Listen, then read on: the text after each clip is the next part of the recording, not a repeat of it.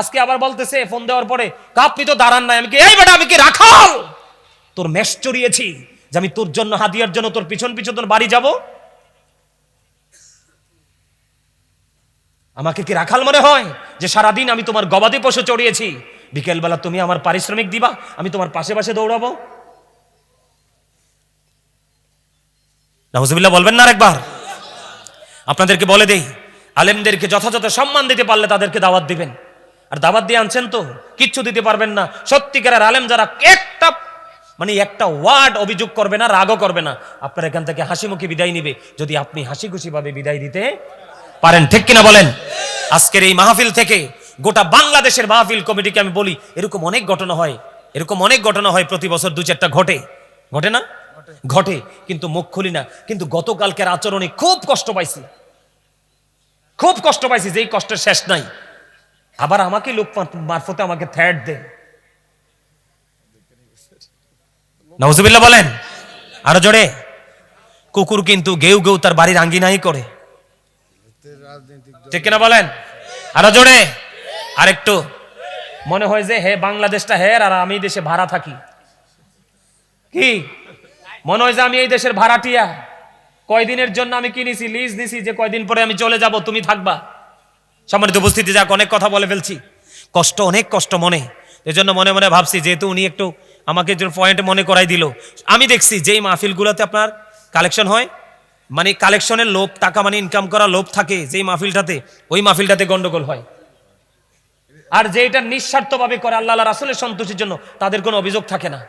যাইয়া যদি হাজিরা দিয়েও চলে আসি, তাদের কোনো অভিযোগ থাকে না। সম্মানিত উপস্থিতি, সবাইকে বলছি, আপনারা সবাই সবসময় সচেতন থাকবেন, আলেমদেরকে সম্মান করবেন, ভালোবাসবেন, নিজে একদিন সম্মানিত হতে পারবেন, আল্লাহর দিদার পাবেন। আল্লাহ আমাদের সবাইকে কবুল করে নিক। সকলে বলুন আমিন। আরো জোরে বলেন আমিন। আর একটু মহব্বতে বলুন আমিন। সম্মানিত উপস্থিতি, আমাদের সকল নোংরা কাজ, সকল অন্যায় অপরাধ থেকে যদি আমরা নিজেদেরকে বাঁচাতে চাই, তাহলে আমরা 5 ওয়াক্ত নামাজ পড়লেই হবে।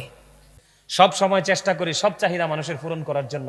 আলোচনার ক্ষেত্রে ওই যে উনি বললেন একটা পর্ব গেছে, এই মাত্র একটা পর্ব গেছে, আর 4টা পর্ব চলবো। এই কারণে আমার একটা দুঃখ মনে হয়েছে। কইলে তেমনি দুঃখটা বেশি পুরনো না, গত রাত্রের। এই তোমরা সবাই এটা ভালো করে রেকর্ড করো। আমি এখন যে দুঃখটা শেয়ার করবো, এটা গোটা জাতির কাছে জানাই দিবা। আগামীকালকে তোমাদের কাজ হলো এটা সবাইকে জানিয়ে দেওয়া। আমি মোবাইলটা বের করি, আপনারা শোনেন একটু। আমরাও তো মানুষ না? আমরাও মানুষ। এই যে আপনার গতকালকে আমার মাহফিল ছিল 2টা। কয়টা? একটা মাহফিল ছিল গতকালকে তারাপল্লা পশ্চিমপাড়া ওয়ারিশ প্রদানিয়া বাড়ি জামে মসজিদ ও ফোরকানিয়া মাদ্রাসার উদ্যোগে মাহফিলটা ছিল। আমাকে মাহফিলটাতে দাওয়াত দিয়েছে নূর নবী হুসাইন আবিদিন। আমি জীবনে আলেম দেখছি, এমন বাটপার আলেম আমি দেখি নাই। আমি তোমাদের কাছে ছবিটা সহ দিব, তোমরা ছবিটা সহ কালেক্ট করে দিয়ে দিবা, জাতিকে দেখাবা যে যেই কোনো মোল্লাকে, যেই কোনো দাড়িওয়ালা টুপিওয়ালা মসজিদের মিম্বরে দাঁড়াইলেই আলেম মনে করা যাবে। দেখেন, তাদের সাথে আমার কথা, ফার্স্ট প্রোগ্রাম গতকালকে। এই নূর নবী হুসাইন আবিদিন, আবারও বলছি ঠিকানা হলো তারাপল্লা পশ্চিমপাড়া ওয়ারিশ প্রদানিয়া বাড়ি জামে মসজিদ ও ফোরকানিয়া মাদ্রাসার উদ্যোগে গতকালকের মাহফিল। তাদের সাথে কথা হলো, আমি মানে এশার নামাজ পড়ে মাইক ধরবো, ঠিক জাস্ট 9টায় আমি মাইক ছেড়ে দিব। মাইক ধরবো, ঠিক জাস্ট 9টায় আমি মাইক ছেড়ে দিব। কিন্তু আমি জানতাম না রাস্তা যে এত খারাপ। আর মাহফিল কমিটি, ম্যাক্সিমাম মাহফিল কমিটি মিথ্যা কথা বলে, সঠিক তথ্য কখনোই দেয় না। বলে হুজুর এখানে আসেন, কিন্তু যাইতে হয় 15 থেকে 20 কিলোমিটার ভিতরে। এই কারণে আমাদের একটু বেকায়দায় পড়তে হয়, কিন্তু আমাদের এই সত্যটা বললেই কিন্তু হয়ে যায়। আমি এই ছেলেটার সাথে নূর নবী হুসাইন আবিদিন, তার সাথে আমি গতকালকে দুপুরেও কথা বলেছি। সে বলছে হুজুর আসেন, গোলবাহারের পরে একটু ভাঙ্গা। সে যদি বলতো হুজুর রাস্তাটা খুব খারাপ, আপনি চলে আসেন তাড়াতাড়ি, তাও আসর নামাজ পরে একটু পরে বের হয়ে গেছি। 3 ঘন্টা লাগছে যাওয়ায়, 3 ঘন্টা আসায়, 1.5 ঘন্টা আলোচনা। খেয়াল করেন কয় ঘন্টা সময় আমি দিয়েছি তাদের জন্য। আমি ঠিক 7:48 মাইক ধরছি, রাস্তা খারাপের কারণে গাড়িটা আগাইতে পারে নাই। 7:48 মাইক ধরেছি, ঠিক 9:20 পরে আমি মাইক ছাড়ছি। এখানে আমার সামনে কিন্তু এই মিডিয়ার লোকগুলো আছে, ওরাও কিন্তু গতকালকে ছিল, ওদের ক্যামেরাতে কিন্তু রেকর্ড আছে। মানুষ কত অসভ্য হতে পারে, কত ক্যারেক্টারলেস হতে পারে, কত লোভী হতে পারে। আর তাদের মাহফিলটা আমার কাছে মনে হয় একটা ব্যবসা প্রতিষ্ঠান ছিল, এটা ব্যবসার কেন্দ্র ছিল। কেন জানেন? কথা হলো এসার পরে মাইক ধরবো, 9টায় মাইক ছাড়বো। আমি মাইক ধরলাম 7:48, মাইক ছাড়লাম 9:20 পরে। ঠিক 9:20 বাজার পরে সে এসে আমাকে বলে, হুজুর একটু কালেকশন করে দেন। অসভ্যতার তো একটা সীমা আছে, ঠিক কিনা বলেন? আমি ওদেরকে বারবার বলছি আমার আরেকটা প্রোগ্রাম আছে, এটা যেমন সুন্নিয়তের কাজ, ওটাও সুন্নিয়তের কাজ। আমার সারা বাংলাদেশের মানুষ জানে আমি কিন্তু 2টা প্রোগ্রাম করি না। বিশেষ বেকায়দায় পড়লে আমি 2টা প্রোগ্রাম করি, কারণ আমি একটা প্রোগ্রাম রাখলে আমি শান্তি পাই। কারণ শান্তি হলো আমার মন ইচ্ছা মতো আমি বিভিন্ন বিষয়ের উপর আলোচনা করতে পারি, কারণ এটা গুরুত্বপূর্ণ জায়গা। চাইলেও কিন্তু আগামী দিনে আবার এটা সাজানো সম্ভব। ঠিক ডক্টর হাসান আল আজহারি সাহেব তিনি গেটের সামনে আসলো, তখন আমি বলছি যে আমি ভাবছি উনি প্যান্ডেলে ঢুকবে, কিন্তু উনি প্যান্ডেলে না ঢুকে উনি রুমের দিকে চলে যাচ্ছে। তখন ওই যে ছেলেটা নুরুন নবী হুসাইন আবিদিন, সেই ছেলেটাকে বললাম যে ভাই আমার ওই মাহফিলটা 10টায় ধরার কথা, এখানে বাজে 9:20, আমি কি করব? আমি বললাম যে ভাই তুমি একটু আজহারি সাহেব যেহেতু চলে আসছে, তুমি প্রোগ্রামটা একটু জিকির করো, আমি চলে যাই, কারণ আমি ওই মাহফিলেও প্রধান অতিথি। আমি মাহফিলটা শেষ করলাম, শেষ করার পরে এখনো পর্যন্ত 1 টাকা হাদিয়া আমাকে মাহফিলে দেয় নাই। নাউজুবিল্লাহ বললেন না? যাইতে লাগছে কয় ঘন্টা, আইতে লাগছে কয় ঘন্টা, মাহফিল করছি কয় ঘন্টা, তাহলে কয় ঘন্টা দিলাম? 7.5 ঘন্টা। এই অসভ্য আজকে আপনার বিকেলে যেই কোন এক মিডিয়ার মাধ্যমে খবর পাঠাইছে যে আমি যদি এই মিডিয়ার সামনে সত্যটাকে প্রকাশ করি, সে নাকি তার নাকি অনেক বড় বড় লোক আছে, সে নাকি আমার বিরুদ্ধে রিঅ্যাকশনে যাবে। নাউজুবিল্লাহ বললেন না?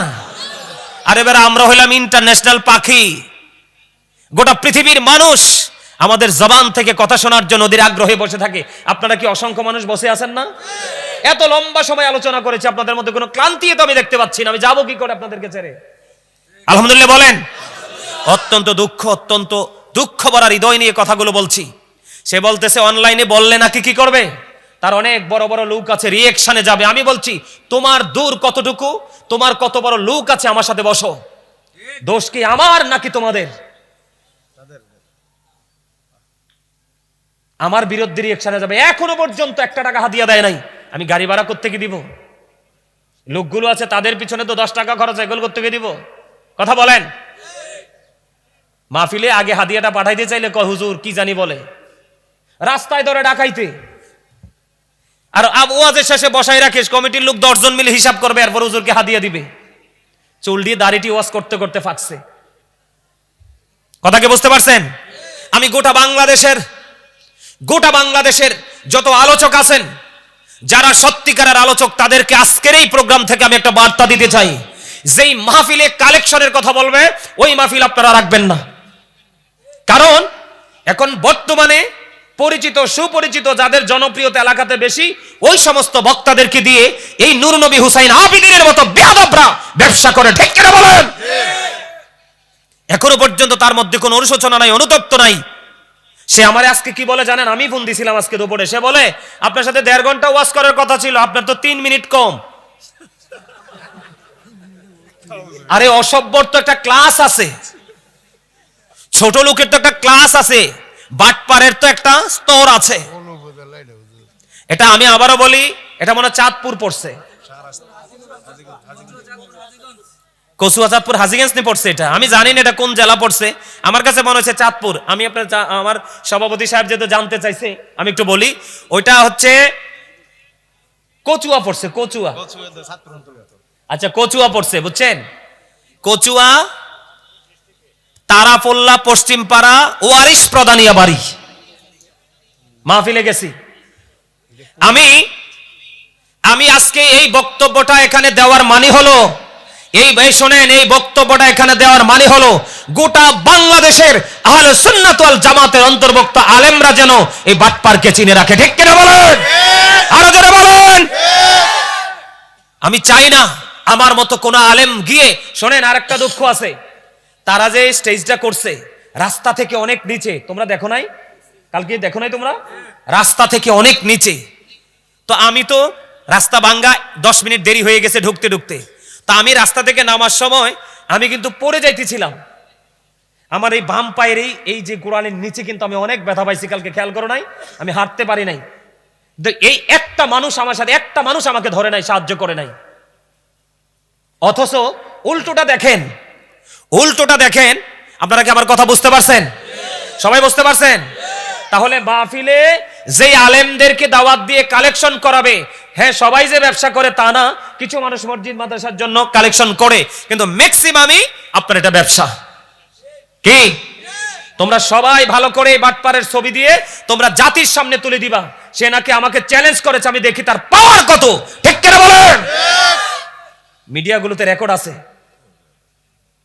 আবার বলে আমার বিরুদ্ধে নাকি রিঅ্যাকশনে যাবে, তার নাকি বড় বড় লোক আছে। আমি দেখি তার কত বড় লোক আছে, আমি দেখতে চাই তার পাওয়ার কত। ঠিক কিনা বলেন? অথচ সেকেন্ড যে মাহফিল, খেয়াল করেন, ভদ্রতা, নম্রতা, শিক্ষা কত গুরুত্বপূর্ণ জিনিস। লোভ মানুষকে ধ্বংস করে দেয়। পরের মাহফিলটা, কথা শোনেন, কথা শোনেন, পরের মাহফিলটাতে ধরার কথা মাইক 10টায়, ঠিক নি রে? কয়টায়?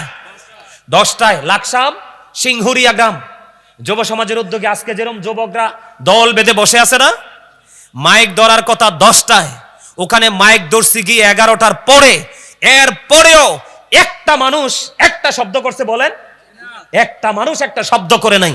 মনে হয় যে আমারে পাওয়ার পরে মনে হয় যে তাদের তৃষ্ণা মিটছে, পানির পিপাসা ছিল আমাকে নিয়ে। দেখেন মানুষ দুইটাই, কিন্তু মাহফিল দুইটাই মানুষ। তো পরে সেকেন্ড মাহফিলে একজন এসে বলে, হুজুর আমাদের আগামী বছরের জন্য একটু নগদ কালেকশন করে দেন না। আমার ডান পাশে ছিলেন প্রধান অতিথি, সভাপতি। যখন কালেকশনের কথা বলছে, প্রধান অতিথি ডাক দিয়ে বলতেছে, এই হুজুর কালেকশন করতে পারবে না। সুবহানাল্লাহ বলবেন না? হুজুর কালেকশন করতে পারবেন, উনি অনেক চমৎকার আলোচনা করেছে, আর আমাদের কালেকশনের দরকার নাই। আমরা আসি তো আগামী বছর মাহফিলে আমরা আবার হুজুরকে ডাকবো এবং আমরা সবাই মিলে মাহফিল করব, দর্শকদের থেকে কালেকশনের দরকার নাই। জোরে জোরে কন্যা আলহামদুলিল্লাহ। 1 ঘন্টার উপরে দেরি করে গেলাম। আর হাদিয়াটা এরা জিজ্ঞেস করেন, এরা তো ছিল এত নম্র ভাবে, এত ভদ্রভাবে, মানে ভাষার যে সৌন্দর্য কাহাকে বলে। হাদিয়াটা পকেটে দিয়ে, হুজুর আপনি রাগ হয়েছেন নি? আজকে পর্যন্ত ফোন দিয়ে জিজ্ঞেস করছে, হুজুর আপনার মনে কষ্ট আসেনি? আমি বাসার কাছাকাছি চলে আসছি, মাহফিল কমিটি ফোন দিয়ে বলতেছে, হুজুর আপনি কোনো দুঃখ পাইছেন নি, কষ্ট পাইছেন নি? আর এই অসভ্য খোঁজ খবর তো নেয় না, হাদিয়া তো দেয় না, আবার আমারে থ্রেট দেয়।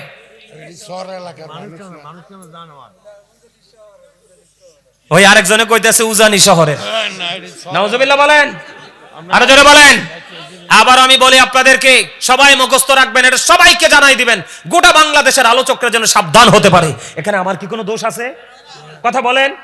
বেয়াদব আজকে আমাকে ফোন দিয়ে বলে 3 মিনিট নাকি বাকি ছিল 1.5 ঘন্টা থেকে। আমি তোমাদেরকে ছবিটা দিব, তার আমার ভিডিওতে আছে, ছবিটা দিব, তোমরা শুধু জাতিকে দেখাবা তার চেহারাটা কত সুন্দর, কিন্তু ভিতরটা কত কালো। আচ্ছা আমার একটা মাহফিলের হাদিয়া না দিলে কি হইতো? আমার কি কিছু হবে? বলেন কিছু হবে? বলতে পারতাছে, হুজুর আমরা গরিব মানুষ। কি বলে? হুজুর আমরা গরিব মানুষ, অনেক অভাবে আমাদের দিন কাটতেছে, রাত কাটতেছে। দুঃখজনক কথা কি শেষ হয়? এই দুঃখের কি শেষ আছে? আমার সাথে যে লোকগুলা গেছে, একটা লোককে আমি 1 গ্লাস পানিও খাওয়াই না, এত অসভ্য। আমি না হয় দোষ করছি, মানলাম 1 সেকেন্ডের জন্য আমি দোষে করছি। কথা বলেন। মিজানুর রহমান আজার হিসাব নেই। আমার কথা বলেন। আমার সাথে যারা গেছে তারা কি একটু পানি খাওয়ার যোগ্যতা রাখে না? কথা বলেন না, রাখে কি রাখে না? তোমরা আমাকে বলতে পারতা যে হুজুর আমরা তো গরিব, আমাদেরও তো টাকা পয়সা নাই, আমরা আপনারা মহাব্বত করি, মহাব্বত করে দাওয়াত দিছি, এই জন্য আমরা আসছি। হুজুর সরি আমরা হাদিয়া দিতে পারবো না, একটা হাসি দিয়ে আমারে বিদায় দিতা। একটা লোক আমার পিছনে পর্যন্ত আসে নাই, জানেন? আবার বলে কি আমি নাকি কয়, আজকে আবার বলতেছে ফোন দেওয়ার পরে, আপনি তো দাঁড়ান নাই। আমি কি এই বেটা, আমি কি রাখাল? তোর মেষ চড়িয়েছি যে আমি তোর জন্য হাদিয়ার জন্য তোর পিছন পিছন তোর বাড়ি যাব? আমাকে কি রাখাল মনে হয় যে সারাদিন আমি তোমার গবাদি পশু চড়িয়েছি, বিকেলবেলা তুমি আমার পারিশ্রমিক দিবা, আমি তোমার পাশে পাশে দৌড়াবো? নাউজুবিল্লাহ বলবেন না আরেকবার? আপনাদেরকে বলে দেই, আলেমদেরকে যথাযথ সম্মান দিতে পারলে তাদেরকে দাওয়াত দিবেন। আর দাওয়াত দিয়ে আনছেন তো কিচ্ছু দিতে পারবেন না। সত্যিকারের আলেম যারা একটা ওয়ার্ড অভিযোগ করবে না, রাগও করবে না, আপনার এখান থেকে হাসি মুখে বিদায় নিবে, যদি আপনি হাসি খুশি ভাবে বিদায় দিতে পারেন। ঠিক কিনা বলেন? আজকের এই মাহফিল থেকে গোটা বাংলাদেশের মাহফিল কমিটিকে আমি বলি, এরকম অনেক ঘটনা হয় প্রতি বছর, 2-4টা ঘটে না? ঘটে, কিন্তু মুখ খুলি না। কিন্তু গতকালকের আচরণে খুব কষ্ট পাইছি, যেই কষ্টের শেষ নাই। আবার আমাকে লোক মারফতে আমাকে থ্রেট দেয়। নাউজুবিল্লাহ বলেন আরো জোরে। কুকুর কিন্তু গেউ গেউ তার বাড়ির আঙ্গিনাই করে। ঠিক কিনা বলেন? আরো জোরে, আরেকটু। মনে হয় যে হে বাংলাদেশটা হের আর আমি দেশে ভাড়া থাকি। কি মনে হয় যে আমি এই দেশের ভাড়াটিয়া? কয়দিনের জন্য আমি কিনেছি, লিজ নিছি, যে কয়দিন পরে আমি চলে যাব, তুমি থাকবা। সম্মানিত উপস্থিতি, যাক অনেক কথা বলে ফেলছি, অনেক কষ্ট মনে। এজন্য মনে মনে ভাবছি, যেহেতু উনি একটু আমাকে যে পয়েন্ট মনে করাই দিল, আমি দেখছি যেই মাহফিলগুলোতে আপনার কালেকশন হয়, মানে কালেকশনের লোভ, টাকা মানে ইনকাম করা লোভ থাকে যেই মাহফিলটাতে, ওই মাহফিলটাতে গন্ডগোল হয়। আর যেটা নিঃস্বার্থভাবে করে আল্লাহ রাসূলের সন্তুষ্টির জন্য, তাদের কোনো অভিযোগ থাকে না।